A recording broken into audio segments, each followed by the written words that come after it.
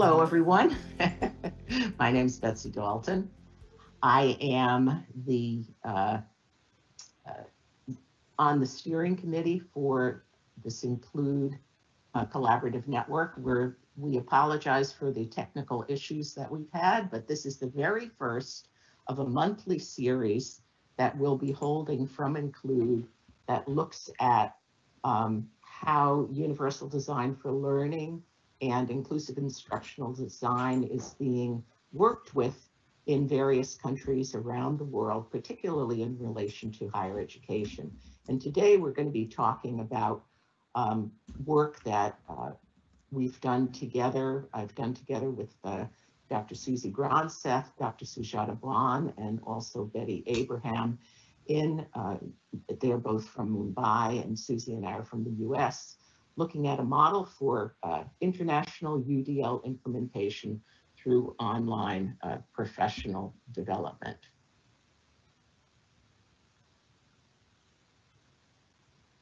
So, the first thing we're going to do is we have a basic agenda. We're going to talk about some of the background of this webinar.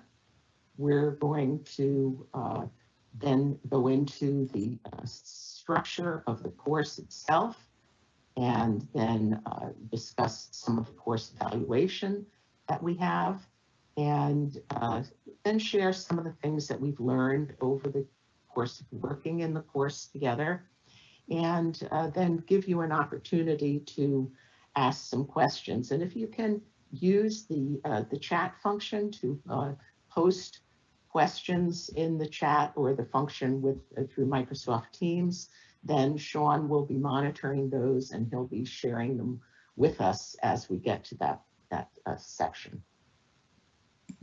Okay, so a little background here. Again, just a little bit about me. I've worked in the field of special education for more than 40 years, first as a teacher in the classroom, and then as in higher education for the last more than 30 years. I'm currently retired, but I work as a consultant in areas of assistive technology, universal design, and also curriculum development. And Susie, I'll turn it over to you to introduce yourself. Okay, I hope my audio is okay, not picking up in both places, but I'm Susie Gronseth. I am a clinical associate professor in learning design and technology from the University of Houston. And I'm very much interested in how we can use technology and strategic instructional design to support diverse learners in varied contexts.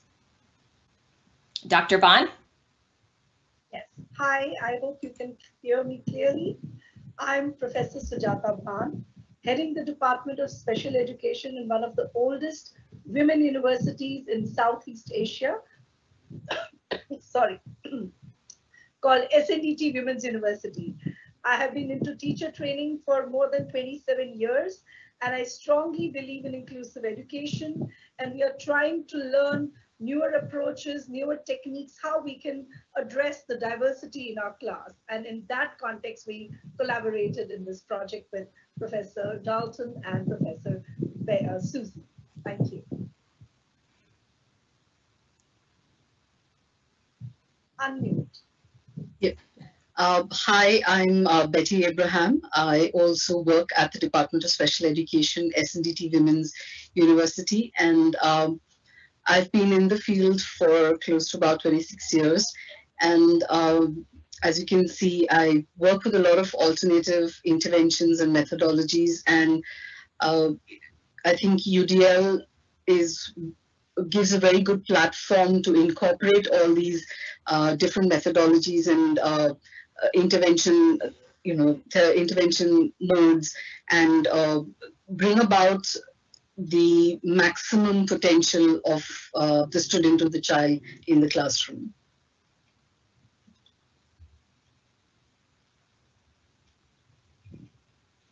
Okay, thank you, everyone. So a little bit about the course itself. We're going to be talking about this interactive 10-hour virtual professional training class. And it builds on a webinar that we did together with our colleagues there in Mumbai called Education Through UDL. It was a 1-hour webinar that took place this past year in August, which basically looked at an overview of universal design for learning. And there's a YouTube video that you can access through that link. And there was a very good response to that webinar. And as a result of that, we started talking together about the possibility of doing a more in-depth experience for teachers in India that focused on helping to prepare educators to teach both about universal design for learning and also to teach using the UDL framework. And the goal that we developed together was to understand how to develop courses and instruction that effectively integrate UDL in the processes of teaching and learning. And you can see there, that's the slide from the webinar itself. So that's basically about the course. So I'm going to turn it over to Dr. Bhan and to Betty Abraham to share a little bit about the background from their perspective. Dr. Bhan. Right now, the Indian education system is going through a lot of reforms. And we recently had this new education policy in 2020, which we call a revolutionary education policy. It focuses on education for all. And the emphasis is on to include the marginalized in the mainstream. And universal design of learning, we feel, is one very significant and well-researched approach. So most of our teachers are aware of this approach and are eager to learn more about it and put it in practice in their classrooms. Therefore, the Department of Special Education, we took this initiative to organize a professional development program under the guidance of the stalwarts in the field, Dr. Dalton and Dr. Gronseth, and see how we can take it further, how we can enhance our learning and use it in our day-to-day lesson plans, and how do we internalize it.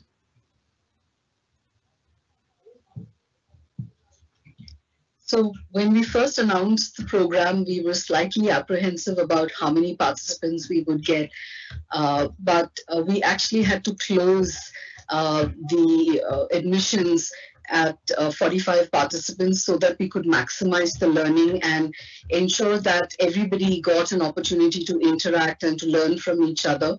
I think if we had not stopped the admissions, we would have probably had about 55, maybe even up to 60 participants. We had a lot of requests that were coming in even after we closed, and we said we had full seats. Because of the kind of program that we had planned, and we said that it was going to be a professional development course and a master course for professional development, we decided that there would be some criteria for the teachers to participate. So we looked at 3 factors. One was that the teachers should have a background of inclusive education, be from schools that support inclusive education. They should have the thirst for learning to develop their knowledge and skills in UDL, as well as be in a position possibly to transfer on their own learning and train teachers and their colleagues, so that we have this growing group of teachers who are getting trained more and more on UDL. Thank you, Betty. So a little bit more background about the course itself. This 10-hour master course model really emerged from an earlier successful model that I was directly involved with, where we worked on professional development training in universal design for learning. That was called a SOOC, and that stands for the Short Open Online Course. And I worked with Kendra Grant and Luis Perez in 2015 and 2016, and then we wrote about it in 2017.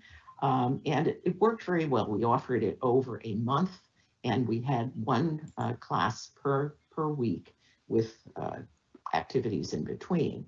So since we knew that that was a pretty successful model, we adapted that for use with our colleagues in Mumbai.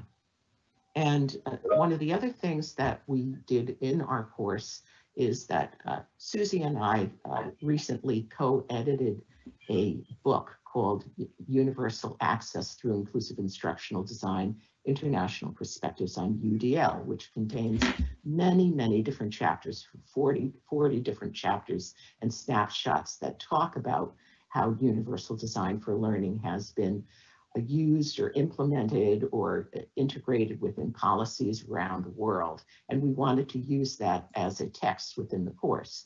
So all of the students were required to purchase that text. And then we were able to depend on giving them readings through the text and then use that background for some of the activities. And then they also have a resource when the class is over. So as we were considering how this is all going to work, we thought about the time differences across the 4 time zones that would be represented not only within our team, but also for our participants. And we had about 4 time zones spanning 11.5 hours. So we ended up scheduling the sessions to be in the morning. It was about 6 a.m. for me here in Central Time in Houston. And in the evening, it would be in the... We thought about the time differences across the 4 time zones that would be represented. There we go. It would be in the evening for our colleagues and participants in India and UAE. And so so that's how it ended up working, and that worked out pretty well. And then it also allowed Betsy and I to come together in the afternoon or evening after the session and kind of reflect and refine what we had gone through and how we wanted to move forward. We planned for this for about 6 months. Dr. Bhan and Betty Abraham handled the marketing and enrollment. They set up a WhatsApp group. They worked with the India book distributor. They hosted the meetings, including setting up breakout rooms. We had breakout groups that continued throughout all 4 sessions so that people were working with the same group on some of the activities. And they distributed certificates for those that completed, well, everyone completed at the end. And so Betsy and we developed the course structure. We sent drafts to our colleagues, but we kind of came up with this idea of how we thought it would work in this format and wrote the curriculum, taught the sessions, and then we conducted an evaluation, which will share some of the quantitative and qualitative data in this session.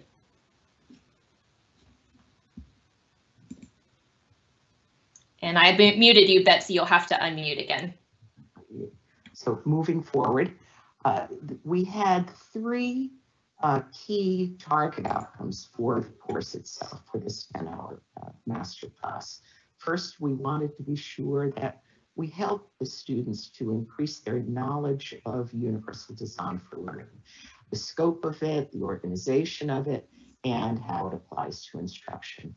Secondly, in addition to raising the level of knowledge, we wanted to provide opportunities so that the students would be able to increase their competence in being able to use specific models and procedures for UDL lesson planning and curriculum planning.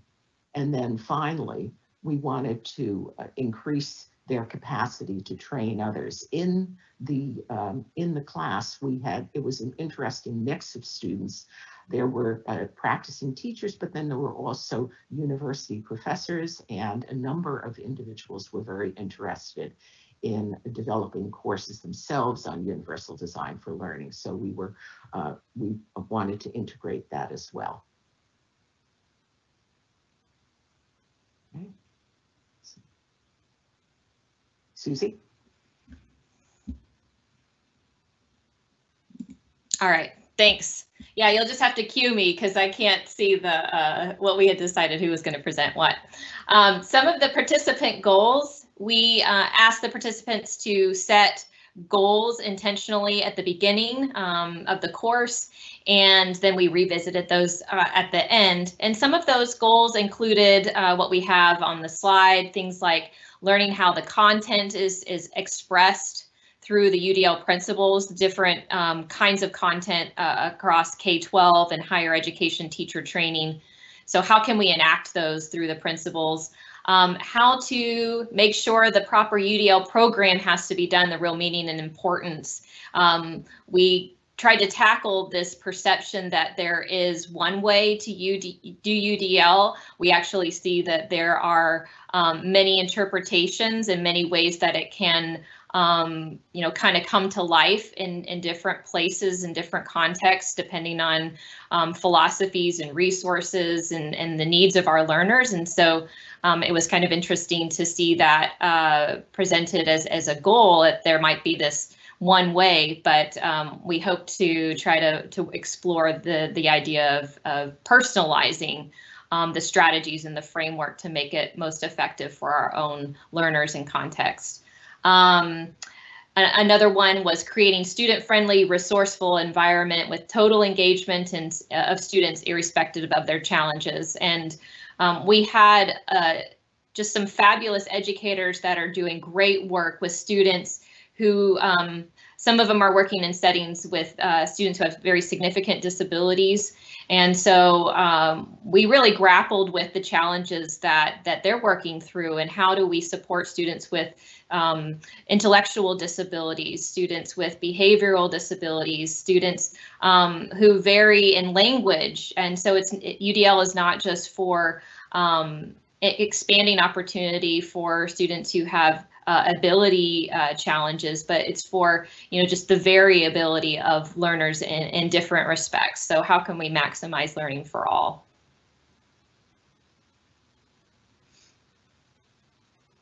Okay, now we're going to go into the structure of the course here.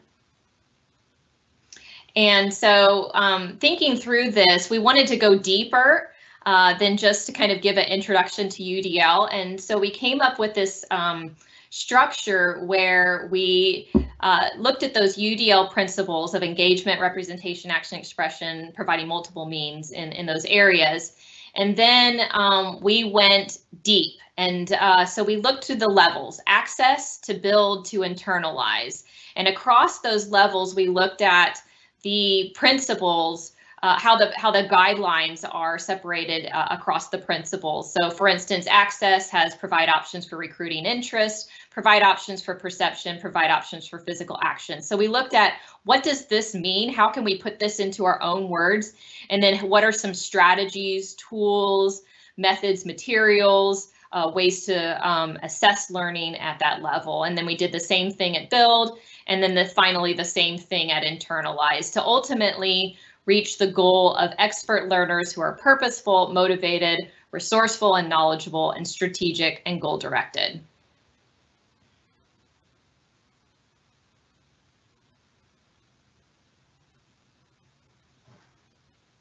And in addition to focusing on the vertical orientation of universal design for learning, as Susie's discussed, there are a number of other organizing frameworks that we felt were important for our students to understand, and we integrated those within the class as well. The first one is the curriculum framework that basically this basic framework comes from CAST, where we look at the goals, the instruction or the methods, the materials, and assessment, and all of those components being necessary in order to be able to, and being actually tools that we would use in order to be able to integrate universal design for learning within the curriculum. First, the goals, and the goals are really the things that come mainly from the setting where the individual is going to be taught. You get goals maybe from the guidance of the state or the country or the school, And oftentimes the goals may be more set. Sometimes they have some flexibility, but they're more set. And it's the instruction and the materials and the assessments that can be varied. And so those are tools that we can use to address the various levels of UDL. In addition to that, because technology is such a large discussion within Universal Design for Learning, we also introduced Joy Zabala's SET framework. And this is a decision-making model that's used really around the world now for making good decisions about technology selection, not just assistive technology for students with disabilities, but really all technology selection. So we blended these three components: the vertical orientation of UDL, the curriculum, the four curriculum components, and then the SET framework of student, environment, task, and tools, in order to provide an environment within which to think about Universal Design for Learning. And these were some of the key ideas that throughout the course we highlighted within the various presentations. And in a moment, you'll see what a typical day looked like, what a typical course day looked like with Susie. But as we said before, looking at the horizontal and the vertical orientation of Universal Design for Learning, the horizontal orientation of multiple means of engagement, multiple means of representation, multiple means of action and expression is the one that's more commonly understood. But we feel that in order to fully integrate Universal Design for Learning, understanding and using that vertical orientation is also extremely important. And really looking towards those higher levels of Universal Design for Learning as we work through that vertical orientation, with the goal of helping learners to get to self-regulation and executive functioning. We addressed the issues of technology and had a discussion about technology, whether general and assistive technology needs to be, where is its role within Universal Design for Learning, and discussions about how technology can be used to support UDL implementation. As I've said before, we had that the idea of the curriculum elements, the goals, the methods, the materials, and assessments, and we had presentations around that. In the planning, we connected all of those approaches, the UDL orientations, the curriculum realms, the SET, and then linked those all together with the lesson and curriculum planning.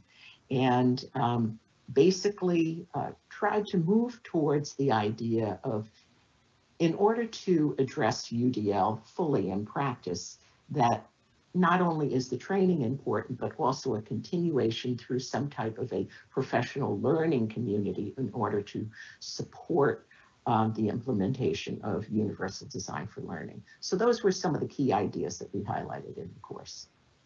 Susie? So within the 2.5-hour sessions, we had presentations about the content, where we, talked about what each of the levels were, what the strategies were, what the frameworks were that could be used, and introduced some examples, templates of how you can apply it to lesson planning. We worked through some readings from the Universal Access Through Inclusive Instructional Design book.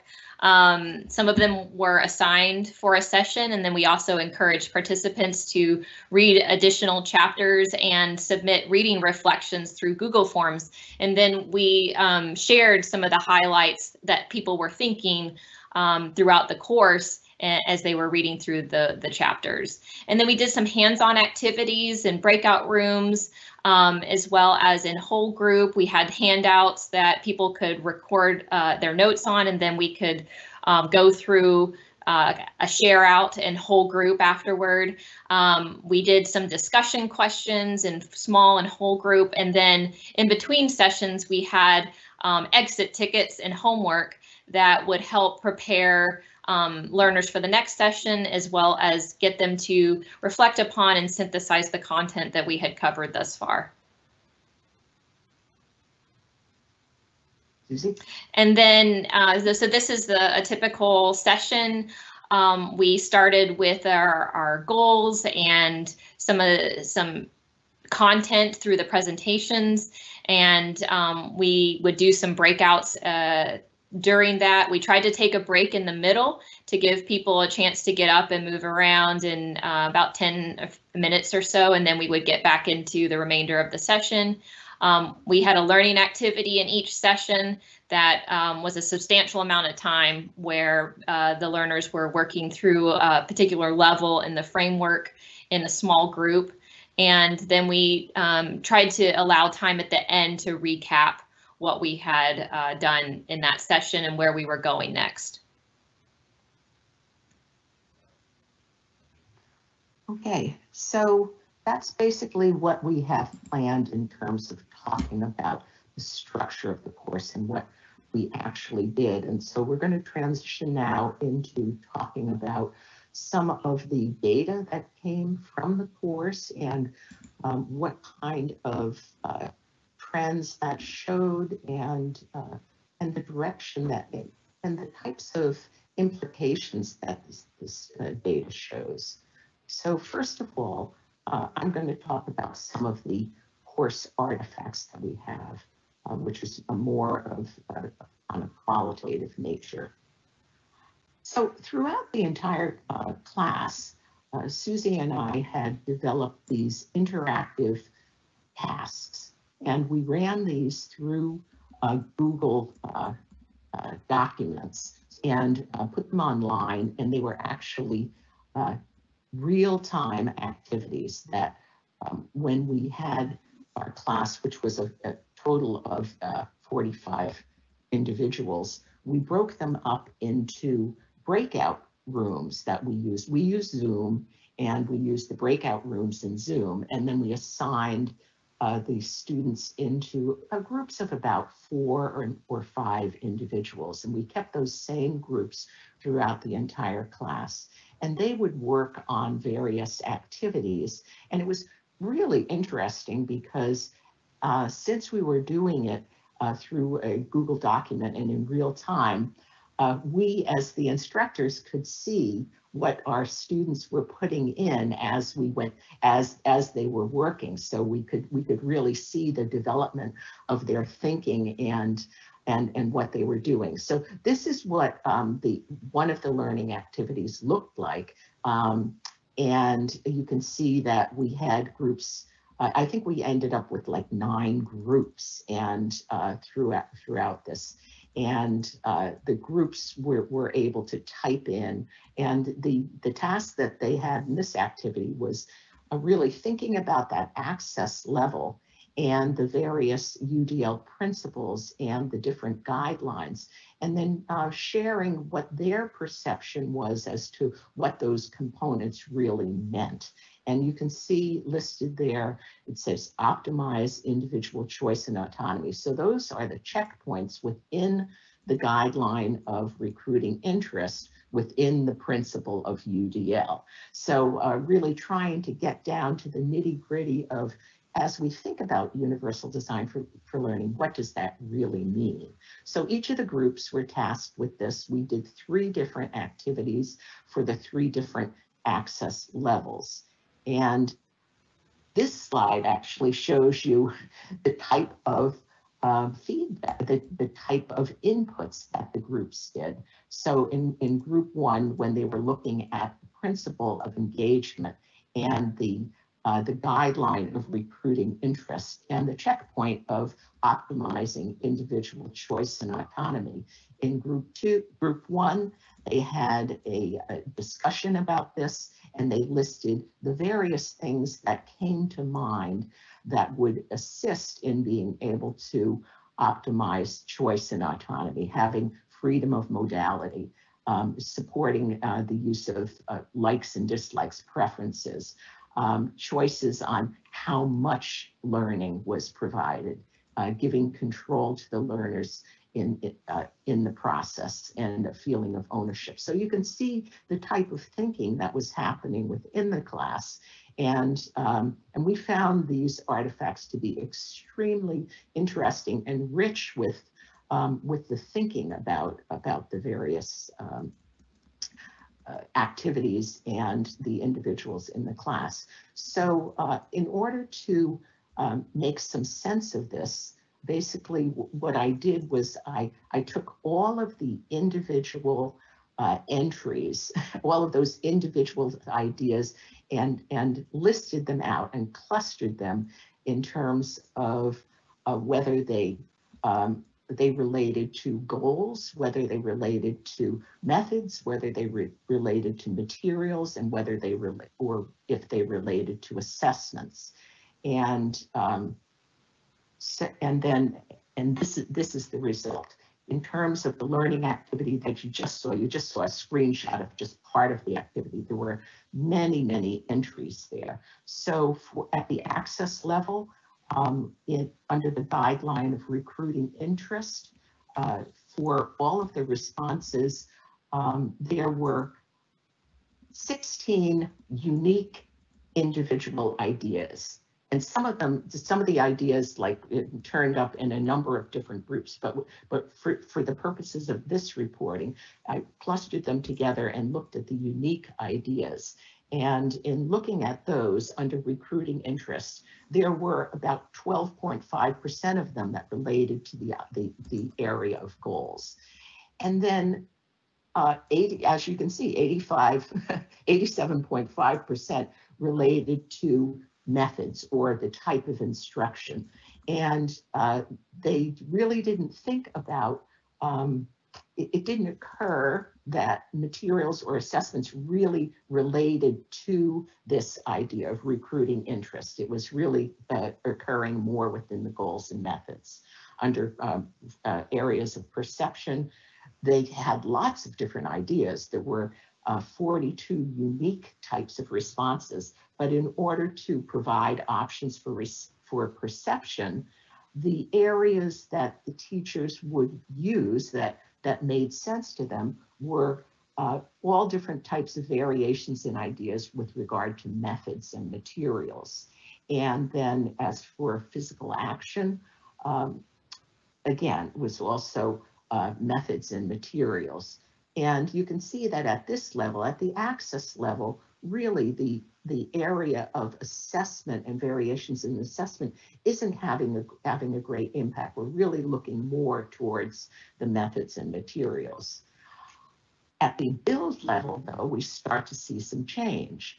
And in order to be able to sustain effort and persistence, the students' responses were, as you see here, there were about 4% that related to goals, the majority related to methods, some related to materials as well. But then now we see the idea of variations in assessment and assessment processes, assessment tools coming into this whole area of how we would be able to provide options for sustaining effort and persistence. And for language and symbols, you can see more of what we saw before with the breakout being between methods and materials. But now in terms of expression, options for expression, we see that, yes, methods are a part of that, materials, but then also assessment as well. So what that says to me as an instructor when I'm starting to think about this is, okay, as I'm teaching about these areas, what I need to be thinking about is bringing in these ideas of, okay, what are your thoughts in terms of specific methods? And what am I teaching with regard to methods or materials or assessment? So that's going to have an impact on myself and on Susie, and it could have an impact for others as they're thinking about teaching about universal design for learning. In the final one, in Internalize, we see that there's even a greater occurrence of ideas relating to assessment coming out in both self-regulation and executive function, and also some ideas relating to goals, but a lot relating to methods. So the other implication it has for me is that a lot of times when we're talking about universal design for learning, we're talking about, okay, well, what are the physical things that we're going to be using, when we're providing these options. But we really cannot ignore, and we need to fully emphasize instruction about the various methods that come into universal design for learning as well. Okay. Susie? Oh, fine. Just one more idea about these artifacts. We also did a number of lesson planning activities, and this is a screenshot of part of the note-taking sheet. Again, this was a Google document that was done in real time, where they had the opportunity to look at some examples of lessons and then to begin to analyze them. And we haven't gotten to the point where we've been able to analyze this data, but we wanted to show you the wealth of data that came as a result of the class, and we're continuing to look at it and to think about what it really means. So we did a survey, pre and post, and we had part of the survey based on an instrument developed by our colleagues Kendra Grant and Luis Perez, who authored a wonderful book called Dive into UDL. And there's actually a second edition I've heard in the works. It's been a very popular book in K-12 about how UDL can be done in lesson planning. So I encourage you to check it out. They developed this assessment that has 15 items on different aspects of UDL knowledge. And so we worked with them to incorporate that into the survey. We also had rank ordering of potential course outcomes in the pre-survey, as well as the writing of the goal statement that we looked at a few of those earlier in this talk. And in the post-survey, we had some open-ended feedback items where we asked about how they would apply, intended to apply the content, what kinds of things are they interested in still learning about, how impactful did they feel that this workshop was, or this course was on their learning, and so on. And at the University of Houston, we went through institutional review board approval on the protection of human subjects, and we asked the participants for their consent to be included in the sharing of this data. And so we had 30 out of the 45 participants consent to be part of the data set that's reported in this research. And they completed both the pre and post surveys. So I'm going to share a few highlights. The first is that looking at the average scores on those 15 UDL knowledge items, pre-course, there was about a 75% rate of accuracy. And so for the correct answer for those items, we had about 75%. And then after in the post, we had about 8% increase, which was about 83% accuracy post. The learners really felt like the course impacted their understanding of UDL. They indicated a lot to a great degree, about 83%. Nobody said that it was a little or none at all. And the ways that it was deepened, these are some of the selected quotes from the open response item. That vertical orientation was new to a lot of learners. And so they commented about how that really deepened their understanding about how UDL is organized and how then they might be able to apply it at those different levels. There was an emphasis on self-regulation and dispositions, and some comments about the integration of the SET framework that Betsy talked about earlier and how technology fits into this application of UDL. So looking back on their goals that they had set at the beginning, about 80% of the learners felt that they achieved those goals, a lot to a great deal. Nobody indicated a little or none at all. So it seemed like most people felt that they had made some progress to a lot of progress in those goals that they had set out for themselves at the beginning of the 2-week course. And then there were some ways that they plan to apply the strategies in their work. from the UDL philosophy and mind shift they felt needed to take place in their own thinking through supporting learners in an inclusive setting, to actually practical strategies where they might employ technology or plan their lessons intentionally using all three principles. So there was a lot of mention about the application of UDL in the lesson plans, which was what we had set out to try to accomplish, but there was also a lot of learnings more broadly about what UDL means to them and how it's going to impact their practice generally. Okay, we're going to transition now into sharing a few of the things that we felt as instructors that we learned through this experience. This now back over to you, Dr. Bhan.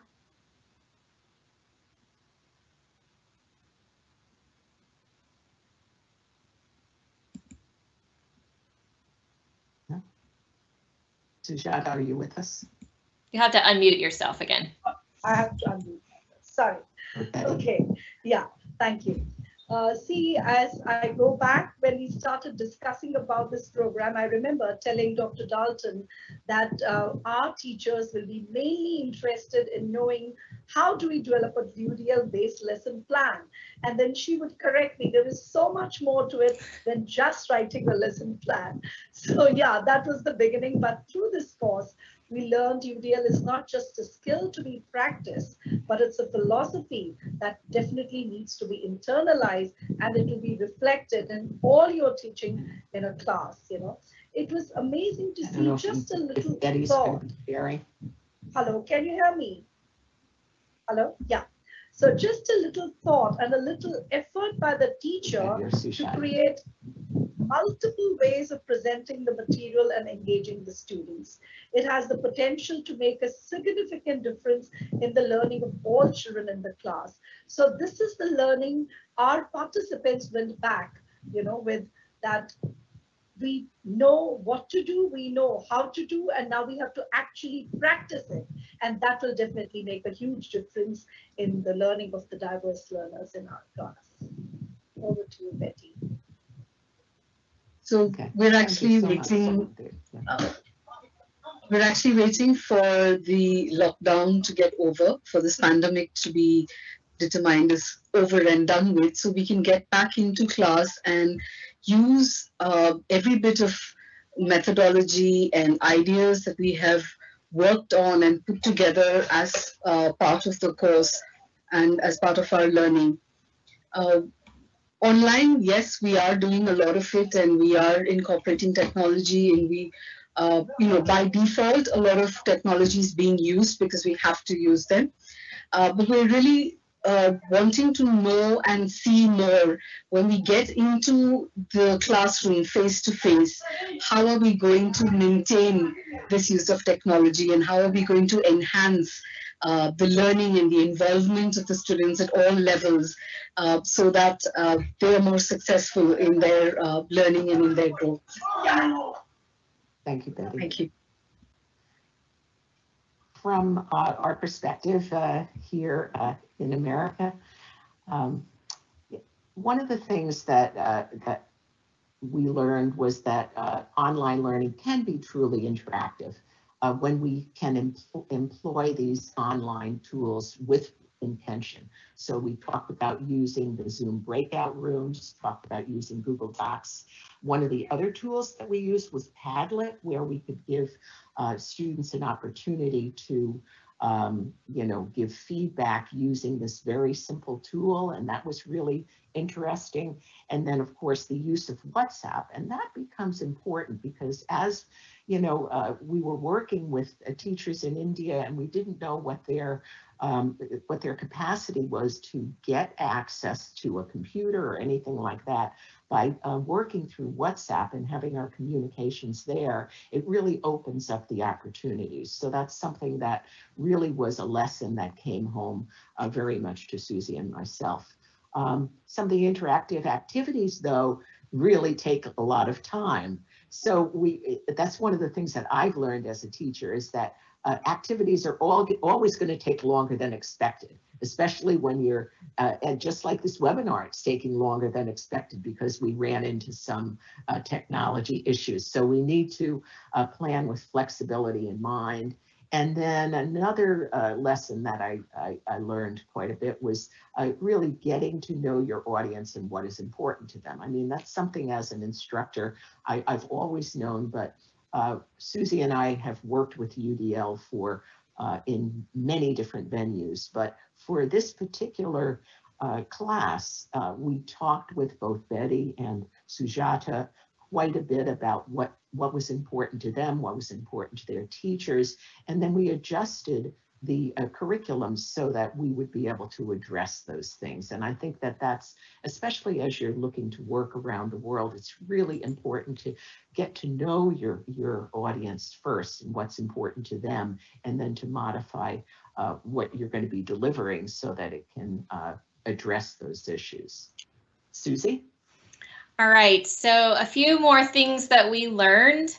One thing that really was enlightening to me was just seeing that there seems to be a continuum of how people conceptualize UDL, and it can be from one side of seeing UDL as mainly checkpoints for curriculum design and teaching, and how can we look at an instructional plan or program and see where they might meet some of the guidelines, or within it the checkpoints, or even the principle as a whole.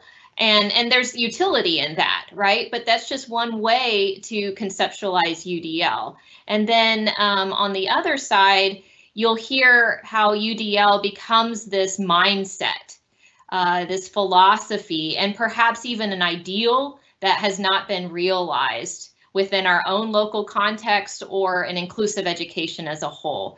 And so we try to work through how does that challenge us in the way that we then design our curriculum and the way that we support our learners. How does that philosophy play into the way that we view teaching in general? And so we may be somewhere in between those, and we may actually be more on the pragmatic checkpoint side for a particular situation, and maybe in the mindset side in another situation. So it doesn't necessarily mean that one person is wholly in one of these points, but it just feels like when we have a conversation about UDL and when we do instruction to deepen our understanding of UDL, it's really helpful if we can reflect upon where we are and where we might want to be in that continuum, to then, kind of be on the same page.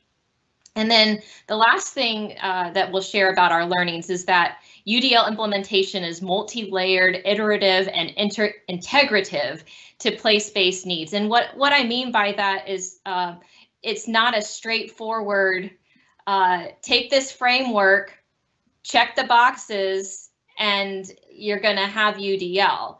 It's so much more complex, just like teaching is very complex. It's a human kind of activity, right? And so it's complex. It takes into account just so many different characteristics of ourselves as teachers, as designers, our learners' needs, and then what's happening around us in our own context, including the COVID-19 pandemic. And so it creates in new challenges that we have to iterate, we have to innovate, develop solutions so that we can continue learning, that we can support learners most effectively. And so we don't present UDL as being a one-size-fits-all, here it is, solution gonna fix all of your problems. We recognize and we listen to each other, and we try to share ideas, brainstorm, continue to move forward, and support each other through the varied challenges. Okay, thanks, Susie.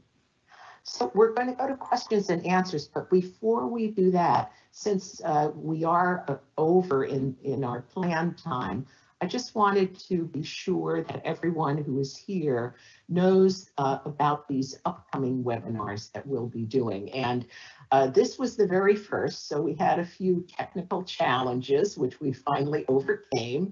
But these are, Include is planning to have once a month a webinar that will be free, professional development webinar, and we have a lot of interesting things coming up.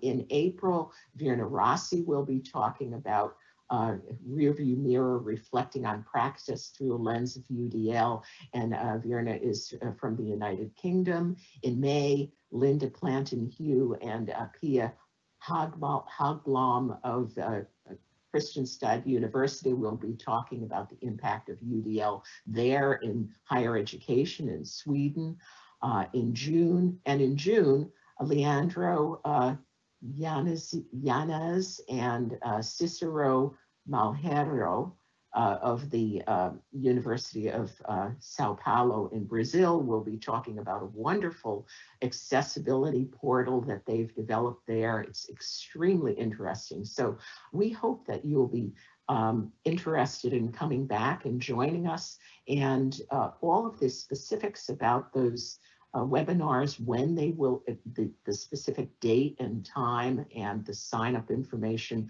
will be posted on the Include website, and you can see the link right there at the bottom. So I guess we'll go back to questions and answers if we have time. I do need to share with everyone the fact that I cannot hear anything because I had to turn down my volume. So I've been monitoring this through watching lip syncing pictures. So I don't think I'm going to be able to respond to questions because I can't hear them. And if I unplug my headphones, I get feedback. So I'm going to leave the questions and answers to you, Susie and Sujata and Betty. I think it's because I presented it through Zoom on my computer, and I also had to have the other interface open as well. So I apologize, but I'm just going to hang in there until the end, I guess. Over to you, Susie, and to Sean. Sean. Thank you so much. And you've done it, Betty. Or do you have any questions of us as presenters? Great, thank you so much, Betsy. You've done an amazing job for somebody who was looking for the cues, the physical cues from somebody else. All of you've navigated the vagaries and challenges sometimes of technology and intercultural and inter-time zone and geographical differences. I know it must be getting a little bit late in Mumbai at the moment, actually. So again, thank you for staying with us all day. Very positive feedback, I have to say, from the chat function on the side, which Susie has also been monitoring and contributing to. And thank you so much for that, Susie, because some of the links that you've placed in the box really provided an additional depth to the presentations that you gave. I was struck earlier on, there were no direct questions per se, but there have been some observations by the participants.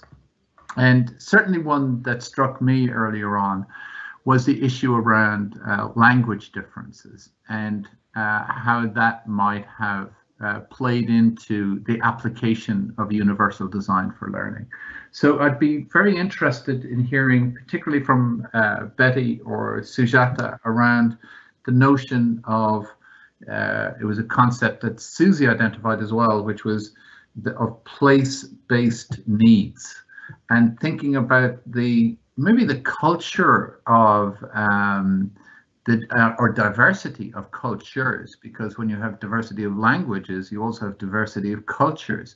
So I'm kind of very interested in the notion of how culture may have mediated the universal design for learning frameworks. Have you reflected on that yourselves? Either of you, for Betty or Sujata?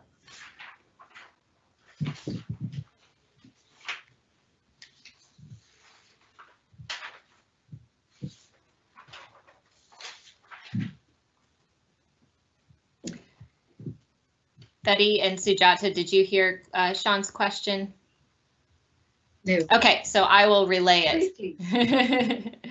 So Sean was making an observation about how there's a milieu of languages and cultures that were represented in the participants in this course. And so do you have any reflections about how UDL can support these, learners from pre-K-12 through us as adults? How might UDL play into supporting the diversity of languages and cultures that we bring to the learning experience? And if Sujata and Betty have any reflections, particularly. If I got the question right, I'm not very sure. There was sound coming from both the platforms. If I get the question right, is he asking that whether there was any barrier because of the language differences or the cultural differences? Maybe if I'll get a little bit more explicit about the question. Hello, Susie, can you hear me? He's going to clarify just a second. Yeah. So how? Unmute yourself. How might question that was there any language barrier between the instructors and the participants? Is that the question? No, it's more has to do with. I think it was about supporting the diversity of languages in a classroom. Exactly. There are so many children who come from different backgrounds in terms of languages, and how do we perceive UDL supporting that difference, and how can we support the children in the classroom? Exactly. Thank you so much.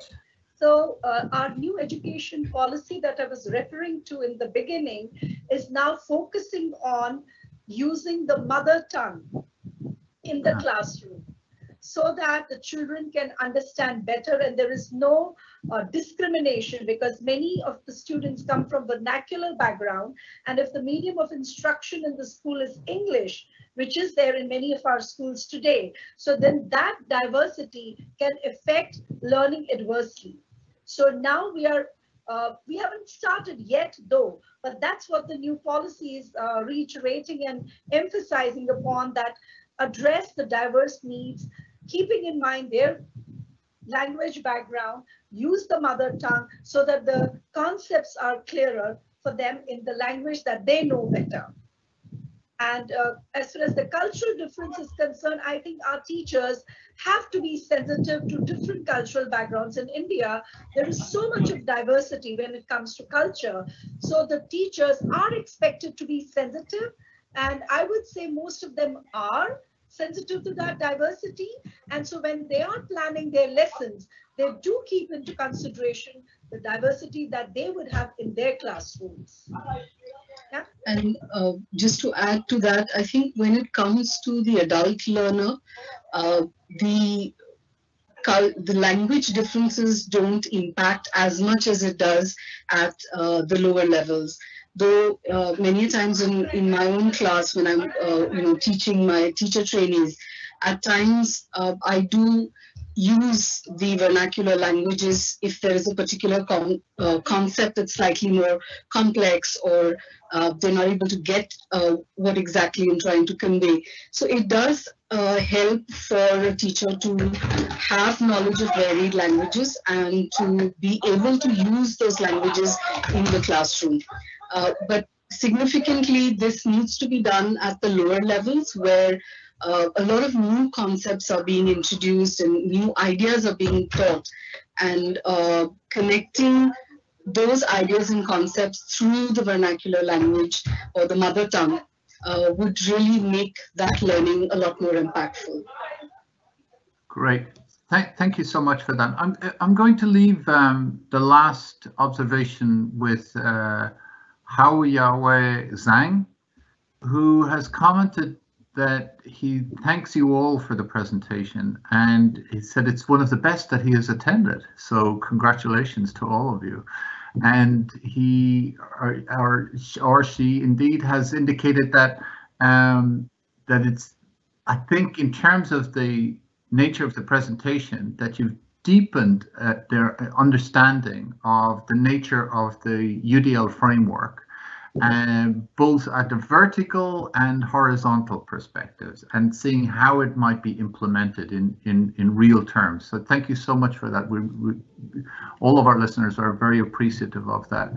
So, and special thanks to all four presenters, but particularly to Susie, I have to say, who's managed to play a sterling job of juggling between various platforms and technological devices and enabling us all to be here.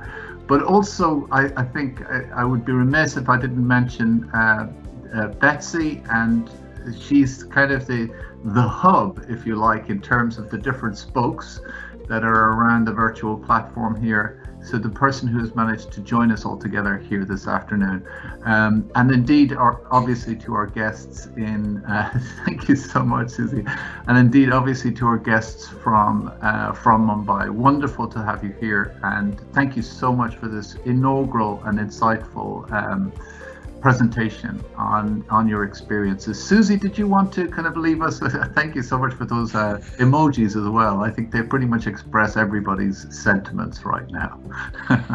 Sure.